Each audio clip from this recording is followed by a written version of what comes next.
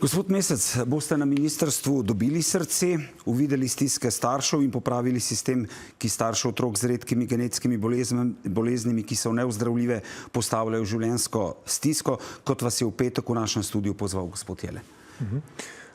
Najprej bi želel povedati, da globoko sočustvujem tako starši kot z otroci.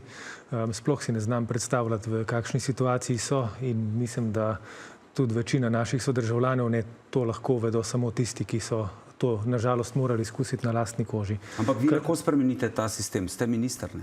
Da. Zdaj, kar se tiče deklice Karoline, mi smo nemudoma, ko smo izvedeli za ta primer iz vašega medija, kontaktirali zdravniško komisijo, ki je dodelila nižjo raven dodatka, jo prosili za pojasnila. Ta pojasnila smo včeraj tudi dobili. Tukaj imam raztolmačeno na 3 straneh, zakaj so se tako odločili. Zdaj, oni se sklicujejo na to, da v grobem pravilnik določa, da se ta dodatek, višja raven, dodeljuje otrokom, ki so težje gibalno ovirani. Ta deklica pa naj po izvidu, na katerega so se oni naslanjali, ne bi bila težje gibalno ovirana. Jaz sem jih v odgovor na to prosil, naj se z deklico tudi sami sestanejo in ocenijo, če je temu res tako. Enako bom naredil v teh 2 primerih, ki jih izpostavljate. Je pa tako, v mesecu juliju letos je nižji dodatek prejemalo skoraj 8.000 otrok, višji dodatek pa 2.200 otrok. Se pravi, približno 10.000 otrok je v tem sistemu. Preden ga gremo radikalno spreminjati, bomo preučili te 3 primere, da vidimo, kje do težav prihaja, ker redke bolezni, ki jih ti otroci imajo, v tem pravilniku so opredeljene. Je to zadovoljiv odgovor, gospod Jelen, rešuje problem? Najprej ne povem, jaz sem žalosten že ob tem, da smo 4 leta čakali, da se je gospod minister odzval, in zdaj se je odzval pač zato, ker smo v oddaji, ampak na našo prošnjo, naše prošnje, da se z njim pogovorimo, da mu predstavimo stiske, zelo težke in hude stiske teh družin, ni bilo popolnoma nobenega odziva in zato nekako ne morem poslušati o sočutju, ker dejansko tega sočutja ni, srca ni, ker če bi srce bilo, bi se stvari že spremenile. Na začetku mandata je bilo zelo veliko obljub in lepih besed, naredilo se ni popolnoma nič.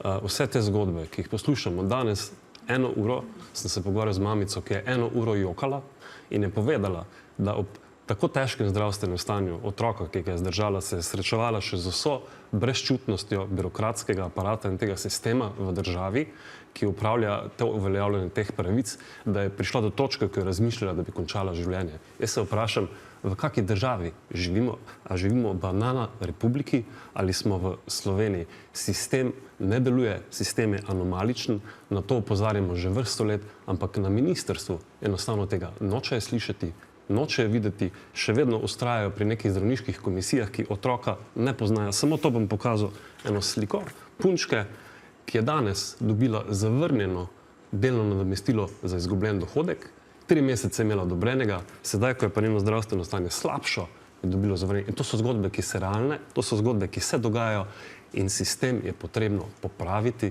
in to nemudoma in ne moremo več poslušati lepih besed in praznih obljub. Gospod minister, ne more več poslušati lepih besed, praznih obljub in očitek je, da niste pokazali srca, ker jih niste sprejeli že na začetku mandata, ko so vas želeli opozoriti na te težave. Če nismo odgovorili na prošnjo za sestanek, jaz se ne spomnim, se na tem mestu opravičujem. Društvo William Julian bomo povabili na sestanek in se bomo tam pogovorili o težavah, ki jih imamo v sistemu. V obrambo sistema bi pa želel to reči. Za temi 10.000 otroki, ki sem jih prej omenil, je 10.000 groznih zgodb. Sistem za teh 10.000 otrok načeloma poskrbi. Žal mi je, da se pojavljajo primeri, kot so ti, ki jih danes izpostavljate na televiziji in se absolutno strinjam, da je za te primere treba poskrbeti bolje, kot skrbimo zdaj kot država. Zato bomo tudi društvo sprejeli na sestanek in skupaj ugotovili, kakšne spremembe so potrebne, da bo sistem bolje tekel. Vi imate izkušnje. Kakšne spremembe bi bilo treba storiti, da bi sistem bolje stekel? Ne? In ne, da v petek ste dejali, da bi bilo treba oblikovati delovno skupino, ne? In potem postaviti stvari na novo, ampak kaj pa to vmesno obdobje? Ne? Odločbe bodo se izdajale in lahko se spet ponavljajo taki primeri. Ja, pač v društvu Viljem Julijan vidimo, in to lahko vidi vsak, da dve zdravniške komisije, ki sta v državi, ki skrbita za teh 10 000 otrok, o katerih je gospod minister povedal, pomeni, da morajo letno več tisoč vlog pregledati, to je več 1000 strani zdravniške dokumentacije in nihče ne bo rekel, da dejansko lahko se zdravniki poglobijo v vsakega otroka in mislim, da je to popolnoma očitno. Te zdravniške komisije otroka ne poznajo, so strokovnjaki na svojem področju, ampak ne poznajo otroka, ga ne pregledajo, ga ne obravnavajo in v ta proces se morajo nemudoma vključiti zdravniki, ki otroka obravnavajo, torej bodisi zdravnik specialist, ki obravnava otroka, bodisi razvojni pediater iz razvojne ambulante in to je zelo enostavno urediti v sistemu, hkrati je pa nujno, da se ustanovi delovna skupina, ki mora nemudoma začeti delovati in poiskati resnično izboljšavo sistema in kot sem že prejšnjič povedal, ne rabimo gledati daleč, že v Avstriji imajo veliko boljši sistem kot v Sloveniji in to ne gre samo za posamične primere, o katerih je govoril minister. Večina staršev se sooča s to problematiko. Starša Viljema Julijana, za Viljema Julijana z najtežjo smrtonosno boleznijo sta dobila nižji dodatek za nego. Si lahko predstavljate, kaj nam to pove v sistemu? Ne funkcionira. Sistem ne deluje. Gospod minister, ste odprti za take predloge in kdaj se boste usedli, ne? Ker vmes se odločbe izdajajo? Za predloge smo vsekakor odprti, usedli se bomo v najkrajšem možnem času, bomo skladili termin. Zdaj, kar se tiče očitka, da zdravniki otrok ne poznajo, ta očitek pa ne drži. Glejte, v zdravniških komisijah, jaz sem tudi zaprosil za seznam, kdo je noter, v teh komisijah so pediatri. Komisije so regijske, pač Koper, Ljubljana, Maribor, tako naprej. In pri presoji se naslanjajo na izvedenska mnenja oziroma na izvide, ki jih pridobijo od osebnega pediatra teh otrok. Se pravi, osebni pediater je tisti, ki komisijam poda dokumentacijo, na podlagi katere oni presojajo.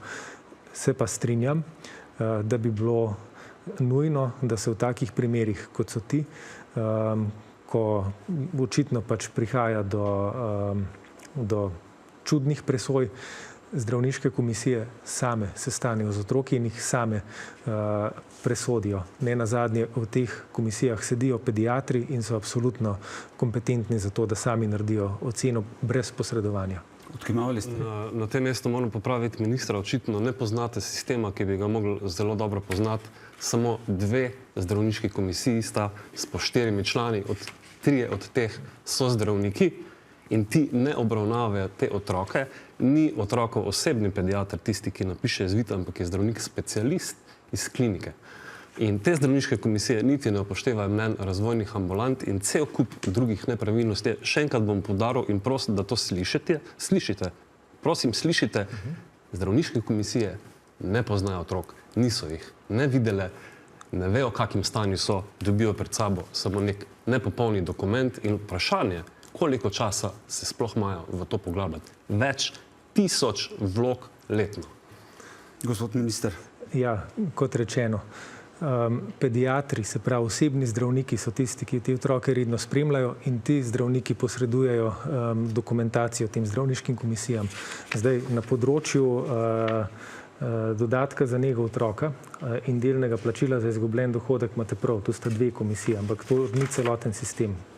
Tukaj imam celoten sistem. Se gre za najpomembnejšo nadomestilo, dodatek za nego otroka in delno plačilo za izgubljen dohodek. Potem imamo pa še 6 komisij vse skupaj, no? Ampak sej, ne želim licitirati. To nadomestilo so samo 2, ampak bo potrebno, da diskutiramo, ker drugače se bo zopet pometl pod preprogo, dale se bojo lepe obljube in se bo čakalo, da se poleže prah, tako kot vseh teh letih in se za te starše in za te boge otroke nič ne bo spremenilo, žal, ampak mi v društvu Viljem Julijan bomo nadaljevali do konca, ker je dovolj je bilo te brezčutnosti, dovolj je bilo neposlušanja in dovolj je bilo tega, da se je gledalo preko stisk teh staršev in otrok. Dovolj je bilo. Kdaj bo prišlo do prvega sestanka? V kratkem bomo uskladili termin. Dobro, bomo zgodbo spremljali naprej. Hvala lepa, da ste bili naša gosta. Hvala. Hvala. Hvala za povabilo.